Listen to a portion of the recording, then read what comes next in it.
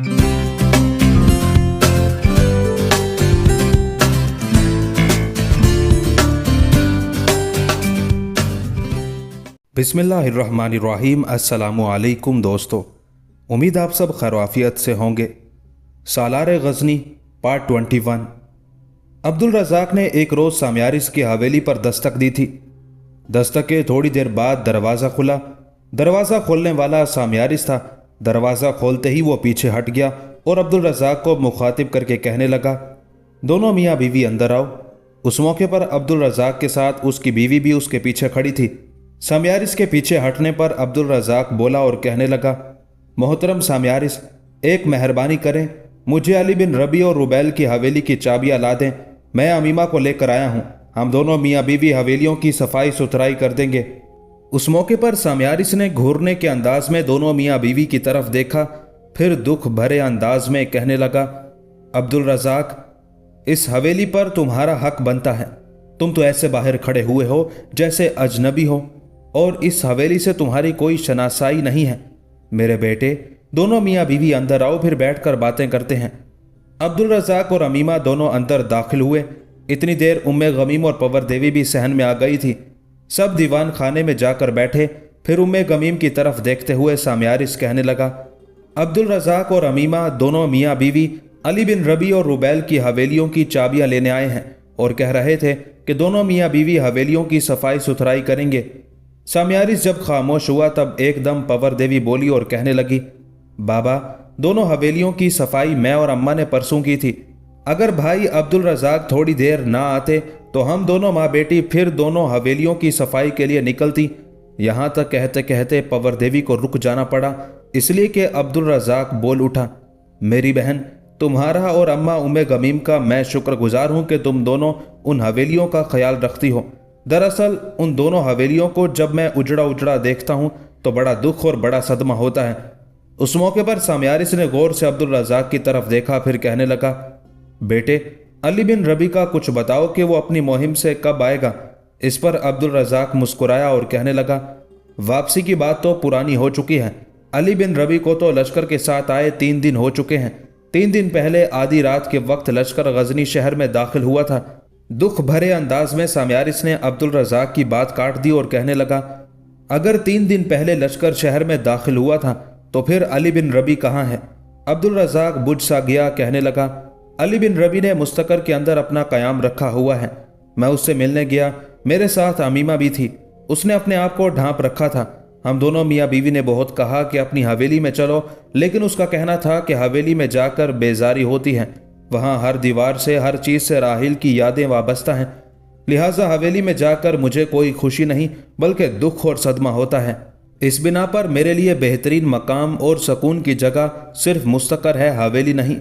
यहाँ तक कहने के बाद अब्दुल रज़ाक रुका, कुछ सोचा, दोबारा सामयारिस की तरफ देखते हुए कहने लगा, मैंने उससे यह भी कहा कि कोई अच्छी लड़की देखकर वो शादी कर ले और अपनी हवेली को आबाद करे, लेकिन उसका कहना था कि एक बार शादी कर ली, बीवी और बच्चे के मरने का दुख शायद जिंदगी भर मैं भुला ना सकूं।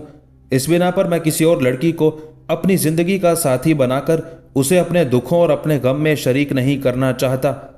अली बिन रबी के उन इंकशाफात पर सामयारिस, उम्मे गमीम और पवर देवी तीनों उदास और अफसुर्दा हो गए थे। पवर देवी बारी बारी कभी उम्मे गमीम कभी सामयारिस की तरफ देख लेती थी। उस मौके पर कुछ कहना चाहती थी, पर उससे पहले ही अब्दुल रज़ाक बोला और सामयारिस की तरफ देखते हुए कहने लगा, आज शाम को सुल्तान ने मुझे और अली बिन रबी दोनों को कसर में बुलाया हुआ है। शायद किसी अहम मौजू पर गुफ्तगू हो और यह भी मुमकिन है कि मैं या अली बिन रबी किसी मुहिम पर रवाना किए जाएं, इसलिए कि इन दिनों कई एक मुहिम में उठ खड़ी हुई हैं। गो अली बिन रबी तुर्कमानों की कमर तोड़कर वापस आया है और उनकी ताकत और कुव्वत पर उसने ऐसी ज़रब लगाई कि कुछ अरसे तक वो उठ ना पाएंगे। लेकिन इन तुर्कमानों के अलावा अब दूसरी कई कुव्वतें उठ खड़ी हुई हैं। उनमें सबसे पेश और नुमाया नए आने वाले तुर्क सल्जोक हैं, जिनके मुतालिक सुल्तान को ये खबरें मिल रही हैं कि सल्जोकियों ने पेशकदमी शुरू कर रखी है और वह बस्त के इलाके में इस वक्त क़याम किए हुए हैं और बस से निकलकर वो सुल्तान के इलाके रुबात अमीर की तरफ कूच करने का इरादा रखते हैं। मुझे उम्मीद है कि सुल्तान एक मुहिम उन सल्जोकियों को रोकने और अपने इलाकों से निकालने के लिए रवाना करेगा।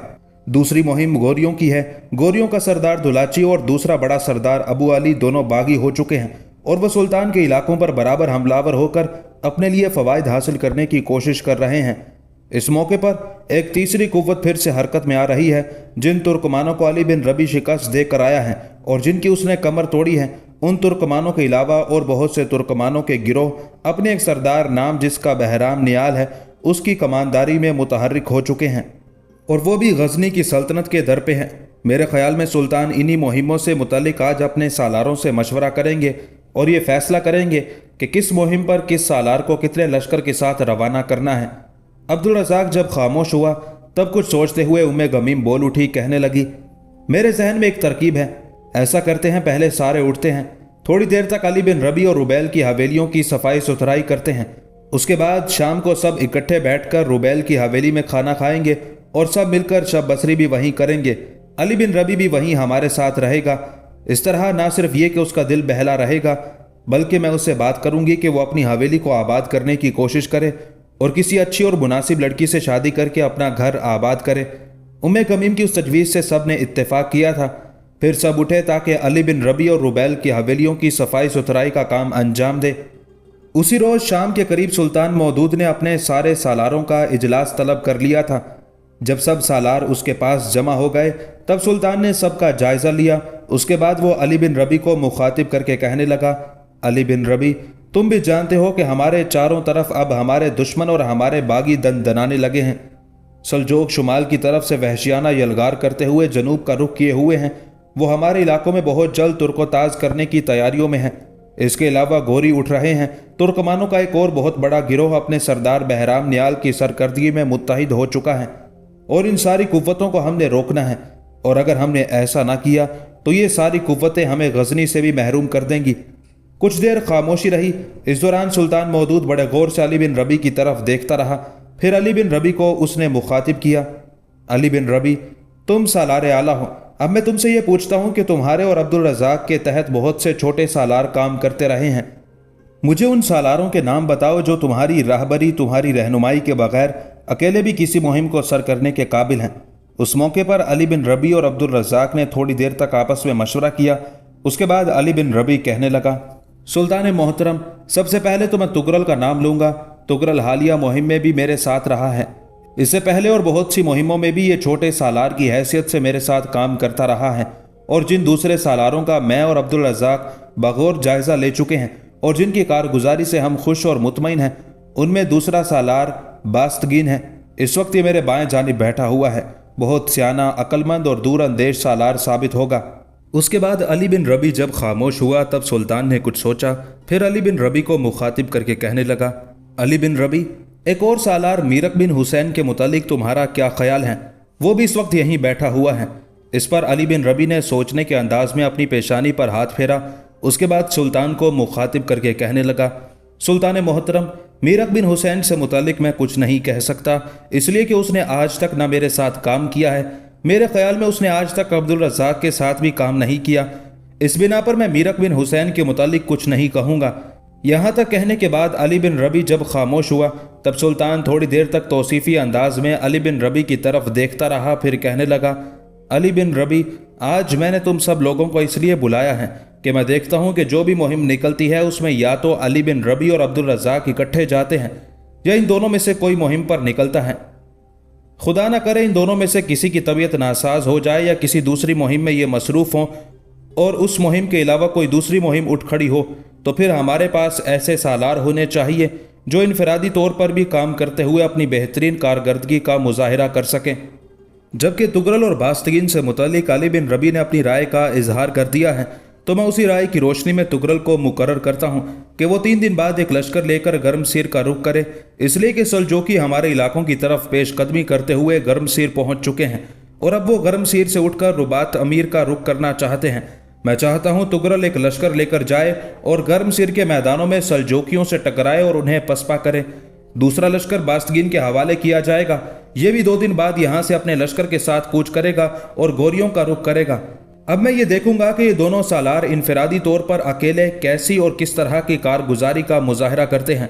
इनकी इन्हीं कारगुजारियों को देखते हुए इनके मर्तबे और इनके मनसब में इजाफा किया जाएगा। उसके बाद सुल्तान ने अली बिन रबी और अब्दुल रज़ाक को वहां रुकने और बाकी सबको जाने की इजाज़त दे दी थी। जब सब उठकर चले गए तब अली बिन रबी की तरफ देखते हुए सुल्तान कहने लगा, अली बिन रबी, मैं जानता हूं तुम एक लंबी मुहिम से लौटे हो और तुम्हें आराम की ज़रूरत है, और मैं ये भी जानता हूं कि तुम्हें तुम्हारी बीवी के मरने का जो दुख हुआ है उसके लिए भी तुम्हारा कुछ अरसा गजनी में सुकून से क़याम करना बड़ा ज़रूरी है। देखो बेटे, इस दौरान मैं चाहूँगा कि तुम अच्छी तरह सोचो। मैं चाहता हूँ तुम्हारा घर एक बार फिर आबाद हो। तुम्हारी गैर मौजूदगी में कई बार तुम्हारी हवेली से गुजरा और तुम्हारी हवेली पर कुफ्र लगा देखकर मुझे इतना दुख हुआ कि मैं अल्फाज में बयान नहीं कर सकता। अगर तुम्हारा कहीं शादी करने का इरादा हो जाए और कोई लड़की तुम्हें पसंद आ जाए तो मुझे बताना, उसी लड़की से तुम्हारी शादी का एहतमाम किया जाएगा। अब तुम दोनों आज रात का खाना मेरे साथ खाकर जाओगे।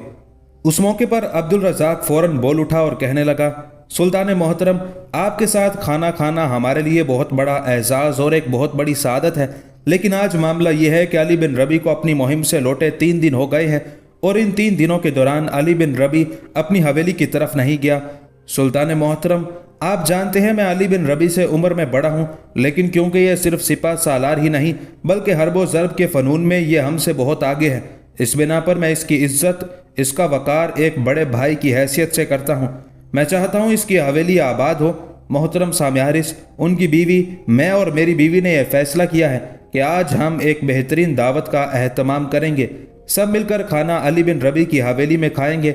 अली बिन रबी भी उसमें शामिल होगा और सबका क़याम और शब बसरी भी अली बिन रबी की हवेली ही में होगा। इसलिए मैं माजरत ख्वाह हूँ कि आपके यहाँ मैं और अली बिन रबी किसी और दिन खाना खा लेंगे। अब्दुल रज़ाक के उन अल्फाज पर सुल्तान मुस्कुरा दिया, कहने लगा, अब्दुल रज़ाक, तुम्हारे अल्फाज ने मेरा दिल खुश कर दिया है। अगर तुम लोग अली बिन रबी के लिए ये कुछ कर रहे हो तो याद रखो इसमें मेरी भी खुशी और तमानियत है। उसके बाद सुल्तान ने उन दोनों को जाने की इजाज़त दे दी थी। अली बिन रबी को लेकर अब्दुल रज़ाक अली बिन रबी की हवेली के दरवाजे पर आया। अली बिन रबी ने देखा कि हवेली का दरवाज़ा खुला था। दोनों हवेली में दाखिल हुए।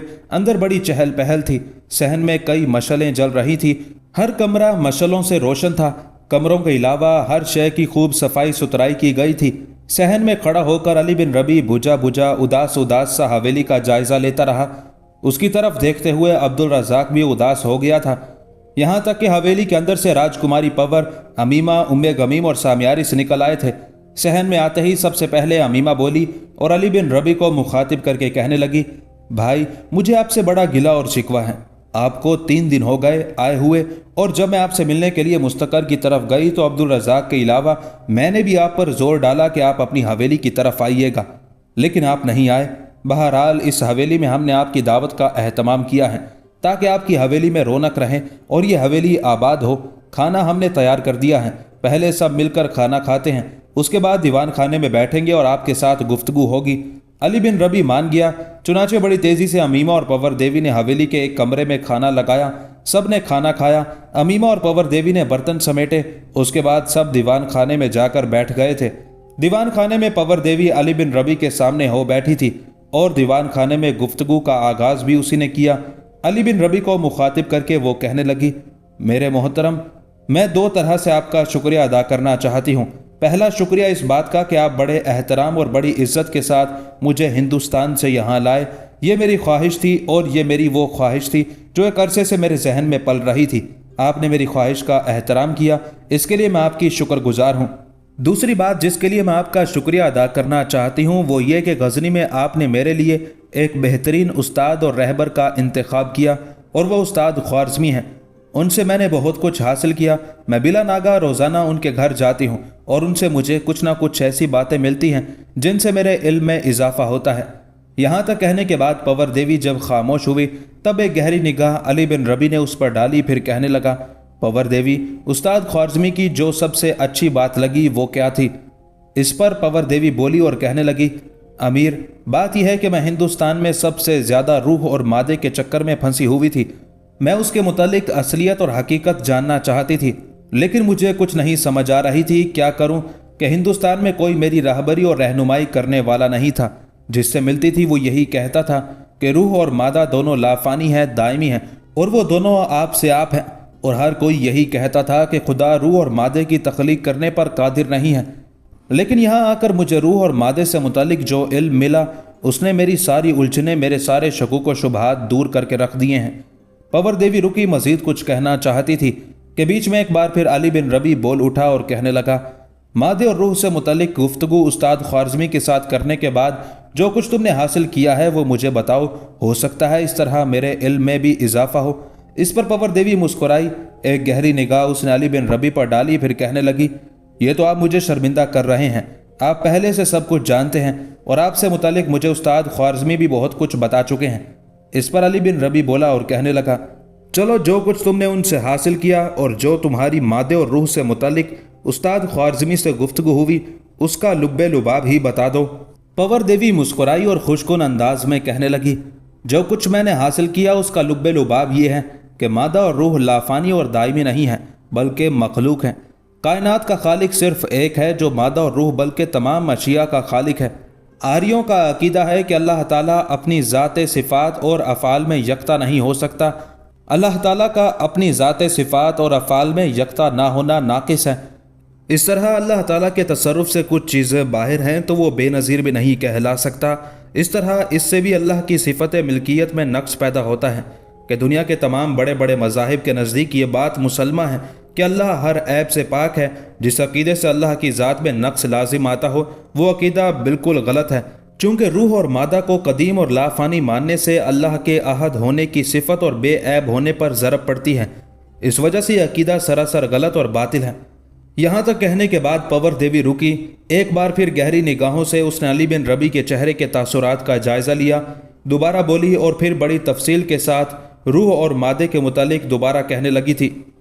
अपनी बात मुकम्मल करके पवर देवी जब खामोश हुई तब बेपनाह खुशी का इजहार करते हुए अली बिन रबी कहने लगा, पवर देवी, तुमने ये गुफ्तगू करके मेरा दिल खुश कर दिया है। मैं तो समझता था कि तुम उस्ताद ख्वारिज़मी से सतही किस्म की गुफ्तगू करोगी, लेकिन तुमने तो उनके साथ मादा और रूह से मुतालिक गुफ्तगू करके वो कुछ हासिल किया जो आम आदमी के पास नहीं है। मैं तो समझता हूँ तुम तो हमसे भी 2 हाथ आगे निकल गई हो। उस मौके पर पवर देवी खुशी में अपनी जगह पर उछल खड़ी हुई। उसने अपने दोनों हाथों से अपने कान पकड़ लिए, फिर मुस्कुराते हुए कहने लगी, अमीर इब्ने रबी, मेरी तौबा मैं आप लोगों से कैसे आगे निकल सकती हूँ। बहरहाल मैं मुतमईन और खुश हूँ कि जो गोहर जो मोती हासिल करने के लिए मैं आई थी उसे मैं हासिल कर चुकी हूँ। जवाब में अली बिन रबी भी गौर से उसकी तरफ देखते हुए कहने लगा, ये मोती ये गोहर हासिल करने के बाद तुम्हारा रद्द अमल क्या है?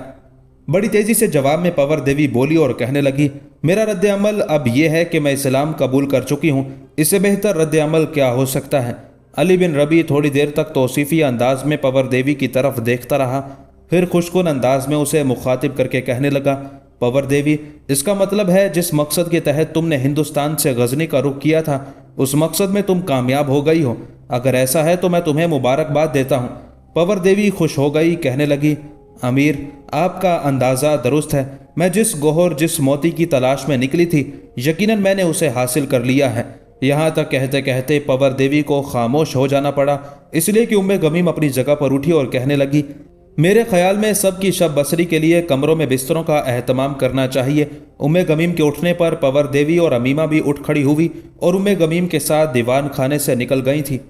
सुल्तान मौदूद ने अपने सालार तुगरल को बड़ी तेज़ी से पेश कदमी करते हुए सल्जोकियों की तरफ रवाना किया था। सल्जोकी बहुत बड़ा और जंगजू गिरोह था जो उन दिनों शुमाल से जनूब की तरफ पेश कदमी करने में मसरूफ़ था। गो उनका कोई बड़ा सरदार या उनका कोई हाकिम उनके अंदर नहीं था। ये सल्जोकियों के छोटे छोटे गिरोह थे जिन्होंने शुरू में शुमाल से जनूब की तरफ पेशकदमी शुरू की थी। चुनाचे बकौल मौर्रखीन पहले ये बस्त के मैदानों में नमूदार हुए, उसके बाद उन्होंने पेशकदमी शुरू की थी। उनको रोकने और उनकी सरकूबी के लिए सुल्तान मौदूद ने तुगरल को रवाना किया था। जहाँ तक तुगरल का ताल्लुक है तो ये अरसे से अली बिन रबी और अब्दुल रज़ाक के साथ उनके नायब की हैसियत से काम करता रहा था। जंग का वसी तजर्बा भी रखता था। इसी बिना पर अली बिन रबी ने उसी की सिफारिश भी की थी। चुनाचे यही तुगरल बस्त के मैदानों की तरफ बढ़ा। मुअर्रिखीन लिखते हैं कि तुगरल अपने लश्कर के साथ अभी बस्त से काफ़ी दूर था कि उसे इत्तला मिली कि सल्जोकी बस्त तक आए थे लेकिन वापस चले गए हैं। ये इत्तला यकीनन तुगरल के लिए खुशकिस्मती का बायस थी, वरना तुगरल जंग का अली बिन रबी या अब्दुल रज़ाक की तरह कोई बड़ा तजर्बा नहीं रखता था, और अगर सल्जोकी जंगजू उसके मुकाबिल आते तो यकीनन तुगरल के लिए नुकसान का बायस बनते। बहरहाल मुअर्रिखीन कहते हैं कि जब सल्जोकी बस से आगे ना बढ़े तब उनकी जगह तुर्कमानों ने ले ली और तुर्कमानों का सरदार बहराम नियाल फ़वाइद हासिल करने के लिए अपने लश्कर के साथ आगे बढ़ा। चुनाचे जिस वक्त तुर्कमानों का बड़ा सरदार बहराम गर्म सिर के इलाके में पहुंचा یہ جنوب مغربی افغانستان میں کندھار کے نواح میں ایک مقام تھا۔ یہاں تغرل ان کی راہ روک کھڑا ہوا۔ مورخین لکھتے ہیں کہ ترکمانوں اور تغرل کے لشکر میں گھمسان کا رن پڑا اور اس جنگ اور ٹکراؤ میں تغرل کامیاب رہا، جبکہ ترکمانوں کا حاکم اور سپہ سالار بہرام نیال پیچھے ہٹ گیا۔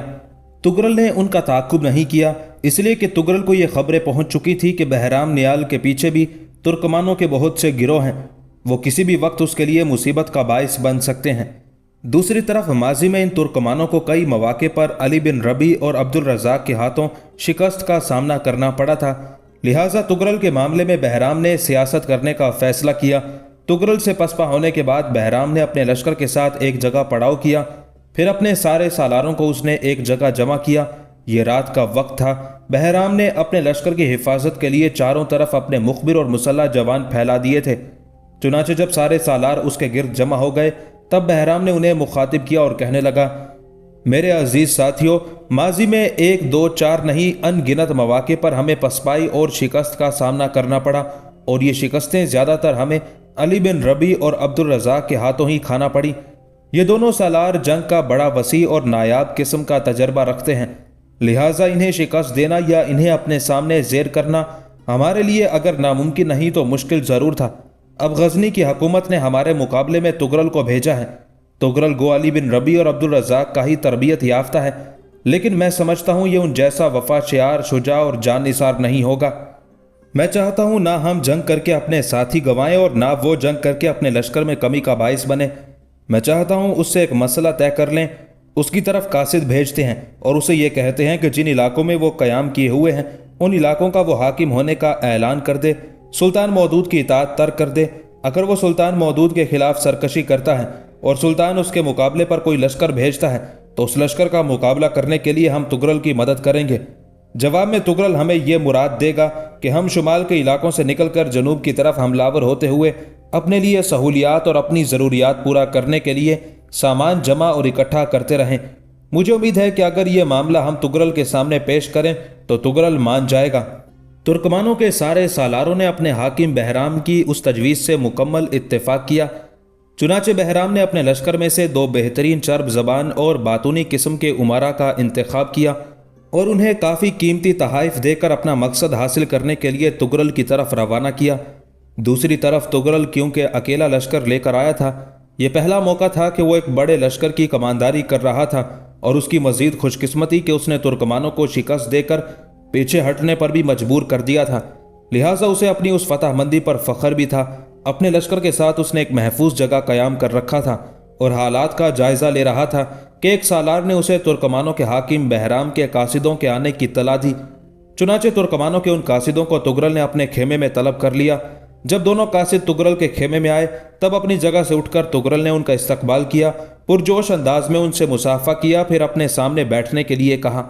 جب دونوں بیٹھ گئے تب گفتگو کا آغاز تغرل نے کیا اور آنے والوں کو مخاطب کر کے کہنے لگا، مجھے بتایا گیا ہے کہ تم ترکمانوں کے سالار اور حاکم بہرام کے قاصد ہو، کہو کیا کہنا چاہتے ہو۔ اس پر پہلے تو ان قاصدوں نے ایک دوسرے کی طرف دیکھا، نگاہوں ہی نگاہوں میں کوئی اشارہ ہوا، پھر ان میں سے ایک تغرل کو مخاطب کر کے کہنے لگا، محترم تغرل، پہلے تو ہم آپ کو مبارکباد دیتے ہیں کہ آپ ایک آزاد سالار کی حیثیت سے پہلی بار ایک لشکر لے کر ان علاقوں کی طرف آئے، ورنہ اس سے پہلے آپ ہمیشہ علی بن ربیع اور کبھی عبد الرزاق کی ماتحتی اور نیابت ہی میں کام کرتے رہے ہیں۔ ہم اس بات پر بھی آپ کو مبارکباد دیتے ہیں کہ ہمارے ساتھ آپ کا پہلا ٹکراؤ آپ کے حق میں رہا، لیکن اس خوش گمانی میں نہ رہیے گا کہ ہماری ان شکستوں کا سلسلہ زیادہ دیر تک جاری رہے گا، اس لیے کہ شمال کی طرف سے ہمیں کمک اس طرح ملتی رہے گی جس طرح کسی ندی کو چشموں کا پانی ملتا رہتا ہے۔ ہمارے حاکم بہرام نے ہمیں آپ کی طرف ایک خاص پیغام دے کر بھیجا ہے۔ یہاں تک کہنے کے بعد قاصد رکا، اپنے ہونٹوں پر زبان پھیری، اس کے بعد وہ اپنی بات کو آگے بڑھاتا ہوا کہہ رہا تھا، ہم چاہتے ہیں کہ آنے والے دور میں نہ آپ کا نقصان ہو نہ ہمارا، اور آپ کو ان علاقوں میں ایک ایسا مقام مل جائے جو مقام اس سے پہلے نہ کبھی غزنی کے لشکریوں کے سالار اعلیٰ علی بن ربیع اور عبد الرزاق کو بھی حاصل ہوا ہوگا۔ قاصد نے کچھ سوچا، پھر دوبارہ اپنی بات کو آگے بڑھاتے ہوئے وہ کہہ رہا تھا، محترم تغرل، ہر نفس کی یہ خواہش ہوتی ہے کہ وہ اپنی آزادی سے اپنی خواہشوں اور اپنے ارادوں کے مطابق جی سکے۔ ہمارا حاکم بہرام چاہتا ہے کہ آپ ہمارے سامنے ان علاقوں کے حاکم بن کر رہیں۔ اگر آپ سلطان مودود کے لشکر میں رہتے ہیں تو آپ کو کیا ملے گا؟ छोटे सालार ही बनकर जिंदगी गुजार देंगे। जब तक अली बिन रबी है, जब तक अब्दुल रज़ाक है, उस वक्त तक आपको लश्करियों की कमानदारी तो मिल नहीं सकती। ये पहला मौका है कि आप एक लश्कर की कमानदारी कर रहे हैं और शायद इसके बाद कभी ऐसा मौका मिले ही नहीं, इसलिए कि जहां कहीं भी बड़ी मुहिम उठती है गजनी के सुल्तान यकीनन अली बिन रबी और अब्दुल रज़ाक को ही तरजीह देते हैं। अब हम चाहते हैं कि ये जिस कदर इलाके हैं जिनके अंदर इन दिनों शोरिश बरपा है, हम आपको इन इलाकों का हाकिम तस्लीम कर लेते हैं, आपसे मुकम्मल ताउन करेंगे। इस तरह आपकी हैसियत एक छोटे सालार से एक बेहतरीन और एक आला दर्जे के हाकिम की हो जाएगी। कासिद रुका बात को फिर आगे बढ़ाता हुआ कहने लगा, मोहतरम तुगरल, एक छोटे सालार और किसी इलाके के हाकिम के मनसब में बड़ा फ़र्क है। साथ ही हमारा हाकिम बहराम आपको ये भी ज़मानत देता है कि जब आप इन इलाकों में अपनी खुद मुख्तारी का ऐलान करेंगे, इन इलाकों में अपने नाम का खुतबा जारी करेंगे और अपने नाम ही के सिक्के जारी करेंगे, तो जाहिर है सुल्तान मौदूद आपको ज़ेर करने के लिए कोई लश्कर आपकी तरफ रवाना करेगा। चुनाचे बहराम आपको ज़मानत देता है कि ऐसा लश्कर जब कभी भी आपको ज़ेर करने के लिए आया, हम आपकी पूरी मदद करेंगे और गजनी के लश्करियों के सामने आपको ज़ेर और मफ्तू नहीं होने देंगे। अब बोलें आप क्या कहते हैं। तुगरल कोई पुख्ता कार इंसान नहीं था। अब तक वो अली बिन रबी और अब्दुल रज़ाक के तहत ही काम करता रहा था। बहराम ने जब उसे एक हाकिम और हुक्मरान की हैसियत देना चाही, तब तुगरल अपना आप छोड़ गया। उसका ज़र्फ ख्वाहिशों और उम्मीदों से भरकर झलकने लगा। चुनाचे उसने आओ देखा ना ताओ फौरन बहराम की उस पेशकश को कबूल कर लिया। उसके कासिदों को 2 दिन मेहमान की हैसियत से अपने पास रखा। फिर बहराम को पैगाम भेजा कि मैं इन इलाकों में एक खुद मुख्तार हुक्मरान की हैसियत से उसकी तजवीज़ से इत्तेफाक करता हूँ। चुनाचे वो कासिद जब चले गए, तब मुअर्रखीन लिखते हैं कि उन इलाकों में तुगरल ने अपनी हाकमियत और खुद मुख्तारी का ऐलान कर दिया था। सुल्तान को भी उसकी खबर हो गई थी। सुल्तान मौदूद तुगरल पर सख्ती नहीं करना चाहता था। उसके खिलाफ कोई लश्कर भेजने से पहले उसने अपने 2 नुमाइंदों का इंतखाब किया। एक गजनी का कोतवाल अबू अली और दूसरा एक सालार मीरक हुसैन थे। चुनाचे ये दोनों नुमाइंदे अपने कुछ मुहाफिज दस्तों के साथ तुगरल की तरफ रवाना हुए। जब ये तुगरल के लश्कर में दाखिल हुए तो तुगरल ने उन्हें अपने खेमे में बुलाया, लेकिन उनका कोई खास इस्तकबाल ना किया। दोनों जब तुगरल के सामने बैठ गए, तब गुफ्तगू का आगाज़ गजनी के कोतवाल अबू अली ने किया, इसलिए कि मीरक हुसैन खामोश रहा, क्योंकि वो तुगरल का बेहतरीन दोस्त था और वह तुगरल के मफाद ही की बात करने वाला था। इस बिना पर गजनी का कोतवाल बोला और तुगरल को मुखातिब करके कहने लगा, तुगरल मेरे भाई, सुल्तान मौदूद ने हम दोनों का इंतखाब इसलिए किया है कि हम तुमसे गुफ्तगू करें और तुम्हें समझाएं कि ये सरकशी और खुद मुख्तारी तर्क कर दो। मेरे भाई, हमारा इंतखाब इसलिए भी हुआ है कि अब तक मेरे और तुम्हारे ताल्लुकात यकीनन बिरादराना रहे हैं। जहाँ तक मीरक हुसैन का ताल्लुक है तो उसके साथ सिर्फ तुम्हारे ताल्लुकात ही नहीं बल्कि ये तुम्हारा अजीज़ भी है। मेरे भाई, हमारे पास तुम्हारे नाम सुल्तान का यही पैगाम है कि जो तुमने अपनी खुद मुख्तारी का ऐलान किया है, इसे वापस ले लो। सुल्तान खुश है कि तुमने तुर्कमानों को शिकस्त दी है और मैं तुम्हें यह भी यकीन दिलाता हूँ कि तुम्हारी उस कारगुजारी के सिले में सुल्तान तुम्हारे मनसब में इजाफा भी करेगा और तुम्हारा शुमार अली बिन रबी और अब्दुल रज़ाक जैसे बड़े सालारों में होने लगेगा। उस मौके पर मीरक हुसैन ने मखसूस इशारा तुगरल की तरफ किया था, जिसे तुगरल समझ गया और उसके चेहरे पर एक तंजिया और मकरूह किस्म की मुस्कुराहट भी नमूदार हुई थी। अपनी बात को आगे बढ़ाता हुआ अबू अली फिर कहने लगा, तुगरल मेरे भाई, अगर तुम ये सरकशी छोड़ देते हो तो मैं तुम्हें अपने साथ लेकर जाऊंगा, अपने साथ तुम्हें सुल्तान के सामने पेश करूंगा। यहाँ तक कहते कहते अबू अली को रुक जाना पड़ा, इसलिए कि तंजिया से अंदाज में तुगरल कहने लगा, तुम पकड़कर मुझे सुल्तान के पास इसलिए लेकर जाओगे ताकि सुल्तान मेरी गर्दन काट दे, ऐसा ही चाहते हो ना तुम? अबू अली ने नफ़ी में गर्दन हिलाई, कहने लगा, तुगरल मेरे भाई, अल्लाह ना करे ऐसा हो, हम तुम्हारी सलामती, तुम्हारी खैरियत चाहते हैं। अगर तुम्हें यह डर है कि तुम्हारी इस हरकत की वजह से सुल्तान तुम्हारे खिलाफ कोई तादीबी कार्रवाई करेगा, तो गजनी पहुंचकर मैं तुम्हें सबसे पहले अली बिन रबी के पास लेकर जाऊंगा। अली बिन रबी और अब्दुल रज़ाक दोनों को साथ लेकर मैं, तुम और वो दोनों सुल्तान की खिदमत में हाजिर होंगे, और जब मेरे साथ अली बिन रबी और अब्दुल रज़ाक भी तुम्हारे हक में बोलेंगे तो मैं तुम्हें यकीन दिलाता हूँ सुल्तान तुम्हें माफ़ कर देगा। और अगर सुल्तान तुम्हें माफ़ कर देता है तो मेरे अजीज़ भाई, ये तुम्हारी खुशबख्ती होगी, इसलिए कि मैं तो एक कोतवाल की हैसियत से तुम्हें यही मशवरा दूंगा कि मेरे भाई, ये खुद मुख्तारी अच्छी नहीं, इसमें खून खराबा भी होगा, टकराव भी होगा और अनगिनत लोग मारे भी जाएंगे। अबू अली जब खामोश हुआ तब तुगरल छाती तानते हुए कहने लगा, ऐसी कोई बात नहीं, मैं बहुत कुछ सोच समझ कर ये रास्ता इख्तियार करने पर मजबूर हुआ हूँ। अगर सुल्तान का ये ख्याल है कि इन इलाकों में वो मेरी हुक्मरानी ख़त्म कर देगा और मुझे अपने सामने ज़ेर करेगा तो ये उसकी गलत फहमी है। میرے پیچھے شمال میں ترکمانوں کا ایک طویل سلسلہ ہے، وہ سب میرے ساتھ ہیں۔ اگر سلطان میری سرکوبی کے لیے کوئی لشکر بھیجتا ہے تو واپس جا کر سلطان کے کان میں یہ بات ڈال دینا کہ مجھے زیر کرنے کے لیے اسے شمال کے سارے ترکمانوں سے ٹکرانا ہوگا۔ ابو علی، جو گفتگو تم نے کی اس کے لیے میں تمہارا شکر گزار ہوں۔ اب مزید گفتگو میں تمہارے ساتھ نہیں کروں گا۔ اگر تم میرے ہاں قیام کرنا چاہو تو بہتر، ورنہ واپس جا سکتے ہو۔ اس پر ابو علی اور میرک حسین دونوں تغرل کے خیمے سے نکل گئے تھے۔ راستے میں اچانک ابو علی کی طرف دیکھتے ہوئے میرک حسین کہنے لگا، ابو علی، تم نے سلطان کے قاصد کی حیثیت سے اس کی صحیح نمائندگی نہیں کی۔ اگر تم تغرل سے نرمی، عاجزی اور انکساری کے ساتھ گفتگو کرتے تو یقیناً وہ مان جاتا، اپنی سرکشی اور بغاوت ترک کر دیتا۔ اب تو نے اپنی گفتگو سے مملکت کے خلاف ایک بہت بڑا طوفان کھڑا کر دیا ہے۔ تغرل اب باغی اور سرکش ہو چکا ہے۔ اس نے ترکمانوں کو بھی اپنے ساتھ ملا کر ایک طرح سے ناقابل تذکیر ہونے کا روپ دھار لیا ہے۔ یہاں تک کہنے کے بعد میرک حسین جب خاموش ہوا تب کھا جانے والے انداز میں اس کی طرف دیکھتے ہوئے ابو علی کہنے لگا، میں نے تو چلو جس طرح کی بھی گفتگو کی، لیکن تو نے تو اس کے سامنے اپنے ہونٹ سی لیے تھے۔ کیا تم سلطان کی طرف سے میری طرح قاصد مقرر نہیں کیے گئے تھے؟ کیا تم نے قاصد کی حیثیت سے اپنی نمائندگی کے فرائض انجام دیے، یا صرف تغرل کو خوش کرنے کے لیے تو نے اپنے اوپر زبان بندی طاری کر لی تھی؟ میں جانتا ہوں تغرل تیرا عزیز ہے، پر یاد رکھنا سلطان سے بڑھ کر تو عزیز نہیں ہے۔ مجھے تو تانا دیتا ہے کہ میں نے قاصد کی حیثیت سے صحیح نمائندگی نہیں کی، تو میں تجھ پر یہ الزام لگاتا ہوں کہ تو نے کچھ بھی نہیں کیا اور ایک طرح سے تو نے سلطان کی نہیں تغرل کی نمائندگی کی ہے۔ یاد رکھنا میرک حسین، میں تمہارے مزاج سے واقف ہوں۔ تم قتل و غارت گری کے بھی بڑے شیدائی ہو، سازشوں اور الزام تراشیوں کے بھی بڑے ماہر ہو۔ یہاں تک کہنے کے بعد ابو علی خاموش رہا۔ اس نے میرک حسین کی طرف دیکھا ہی نہیں۔ اس نے اپنے گھوڑے کو ایڑ لگائی اور اس کی رفتار تیز کر دی تھی۔ اس طرح دونوں اپنے اندر ایک ناچاکی پیدا کرتے ہوئے غزنی کا رخ کر رہے تھے۔